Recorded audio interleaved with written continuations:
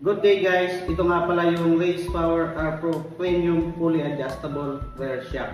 Bigyan ko lang kayo ng tips sa pag-a-adjust ng shock na to. Sa una po, dito po natin i-adjust sa preload. Make sure guys na pag in-adjust nyo itong shock, yung rubber damper na to ay hindi siya papalo dito sa may parang tangke niya. Kung may angkas kayo, isama nyo rin para ma-estimate nyo kung gaano kabigat na i-adjust natin dito.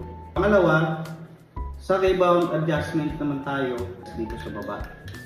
Ang function naman nito guys, pag sinakyan mo yung motor ay pag bumaon na siya, mabagal siyang umangat. Ang pangatlong adjustment po natin ay yung dito sa taas. Ito yung tanki. Ito yung nasa. Yan.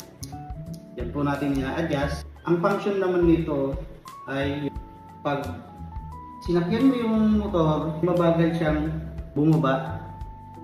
Compare dito sa rebound na mabilis siya bumaba, mabagal naman siya umangat.